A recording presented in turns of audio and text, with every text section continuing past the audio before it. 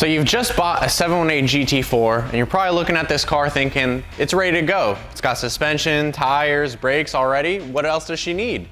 Well, I'm willing to bet there's some modifications that you may have overlooked. So today we're going to be talking about 4 track modifications for your 718 GT4 to help take it to the next level. So the first mod that I want to talk about is this tow hook that we have. Most racing organizations are going to require that you have a valid tow point at the front or rear of the vehicle so that should you get trapped in the sand or in the dirt off course, that they'll be able to pull you out. And this tug from Racing actually provides a really large loop, so should you need to wrap a rope through here or a big hook, you've got plenty of room, and it looks great on the car as well. So whether you're on or off track, it's going to look pretty good on your front bumper.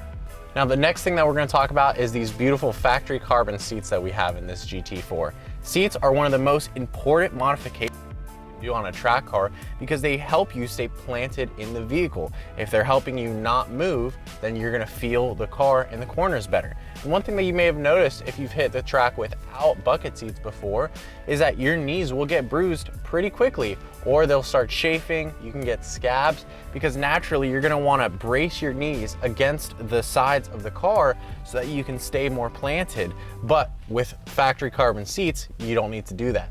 Now what we did on this car to keep you even more snug in the seats was we installed an RSS harness bar with these beautiful Schroth Racing harnesses. So here, why don't I try them on really quick? And there you go. So definitely these things are gonna keep you secure in the car. Really underestimated doing harnesses on your car because you think, well, seatbelts are enough. But trust me, these are gonna really keep you in the corners. So let's move on to our next mod. Small but mighty. The AWE Windfoil doesn't look like a lot, but it makes a big difference. On the 991, 981, and 718 chassis, you may have noticed a wind buffeting effect that happens when you open both windows at high speeds as the air rushes into the cabin and creates positive pressure with all the noise and maybe even popping your eardrums. So these little Windfoils, what they do is they keep the air from going into the cabin so you don't have as much air noise inside. And while you may not notice this on the streets cruising around, on the track where they require you to have the windows open, you will notice this above triple-digit speeds. So installing this modification is gonna save you a headache, literally, and it's easy to do. So speaking of aerodynamics, we come to our last modification, which are these FabSpeed wing risers. They take the factory GT4 wing and raise it further into the airstream to create more effective downforce at high speeds. And what you might not have considered is that by raising the wing, now we can actually see through the rear window.